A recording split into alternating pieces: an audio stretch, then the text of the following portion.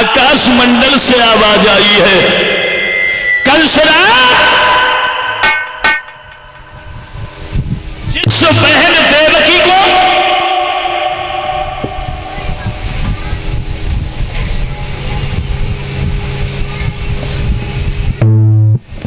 जब ये कहा जिस बहन को इतने प्यार से लेके जा रहा है, इसका 8वां बच्चा होगा, वो तेरा काल बनेगा।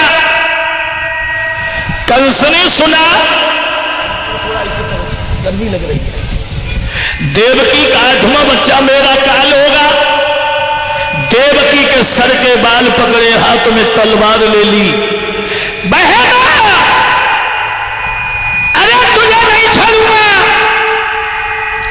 वसुदेव बोले, कंसराज क्या कर रहे हो? अरे आखिर भी ये तुम्हारी बहन है। कंस बोला, बहन तो है, मगर इसका 8वां बेटा होगा, वो मेरा काल होगा, और मैं मरना नहीं चाहता। देवकी रोने लगी, भैया तू ये क्या कर रहा है? वसुदेव ने समझाया, कंसराज वसुदेव बोले, अरे कंसीस को न मार तेरी बहना लगे।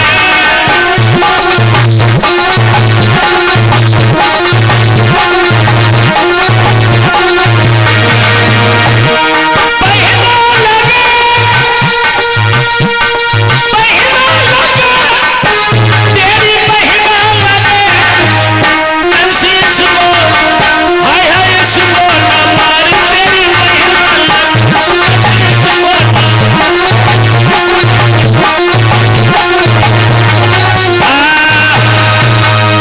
वसुदेव ने समझाया, कंसराज अरे आखिर में ये तुम्हारी बहन है, इस बहन को क्यों मार रहे हो? कहने लगे, इसका 8वां बच्चा मेरा काल बनेगा और मैं इसे जिंदा नहीं छोड़ूंगा। तो वसुदेव ने एक बात समझाई, कंसराज हम इस बात का संकल्प लेते हैं और संकल्प देते हैं, देवकी का जो भी बच्चा होगा हम तुम्हें हर बच्चा को देते जाएंगे, पर इस बहन को मत मारो, और ये आखिर में तुम्हारी बहन है। कंस बोला है, वसुदेव इसे तो नहीं छोड़ूंगा। तो वसुदेव ने यह संकल्प किया है, हम यमुना की कसम खा रहे, जो भी बच्चा होगा हर बच्चा को देते जाएंगे। भक्तों, कंसराज ने कही ठीक है। देवकी वसुदेव को छोड़ दिया, लेकर के बटेश्वर में आए।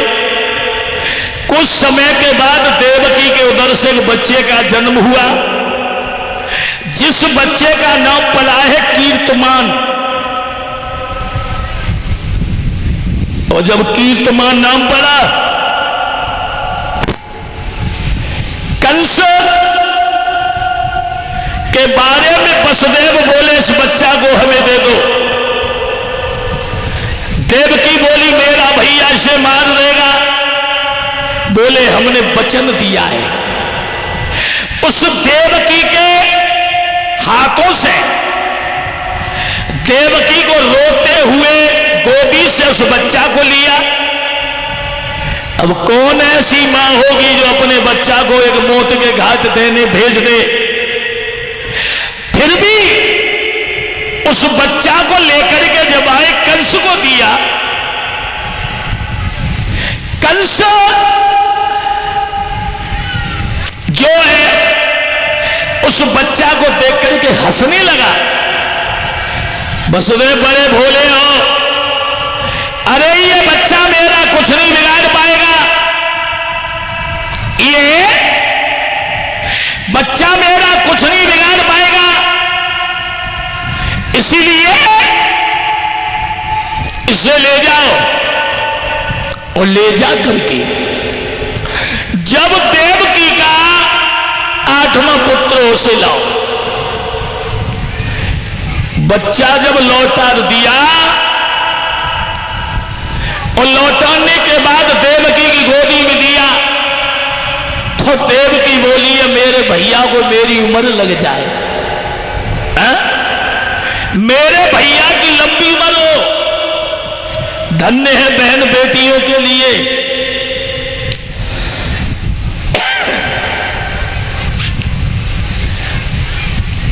बहन बेटियां इतनी कोमल होती हैं, जे घी से बड़ी कोमल।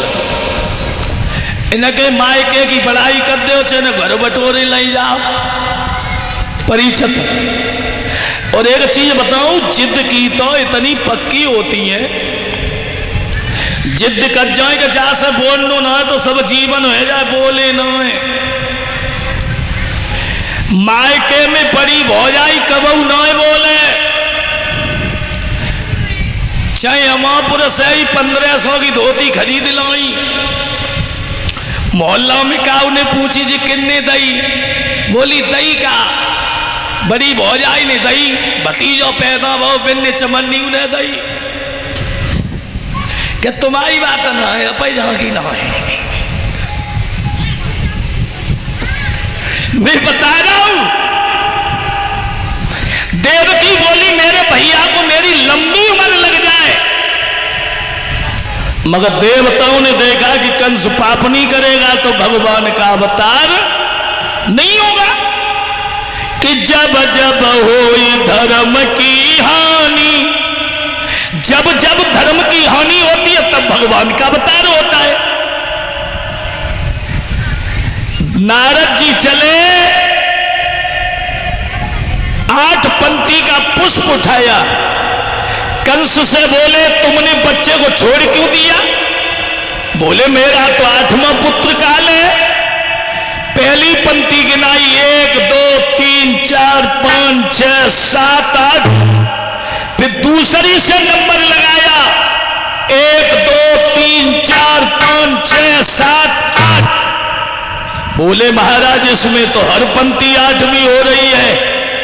बोले जब हर पंक्ति 8वीं हो रही है तो देवकी का बच्चा हर पहला हो सकता है और 8वां हो सकता है।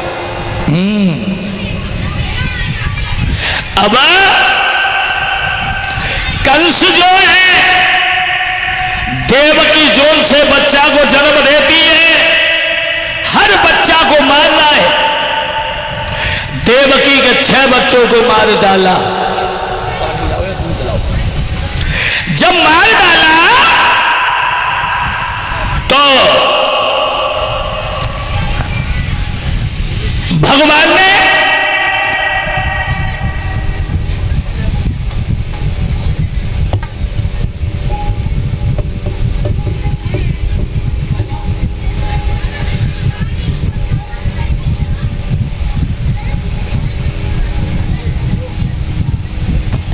भैया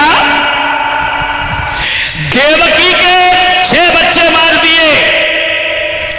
भगवान नारायण ने शेष जी से कहा कि त्रेता में हम बने थे, तुम छोटे थे, अब तुम बने। तो शेष जी देवकी के 7वें गर्भ में प्रवेश हो गए और 7वें गर्भ में जब प्रवेश हुए तो भगवान ने योग माया से कहा एक काम करो, क्या देवकी का 7वां बच्चा खींच करके वसुदेव की पहली पत्नी जो रोहिणी जी है उनके गर्भ में प्रवेश कर दो। योग माया ने वही किया और वही जब किया है आज देवकी का 7वां गर्भ खंडित हो गया। सारी मथुरा में हल्ला हो गया कि देवकी का 7वां गर्भ खंडित हो गया।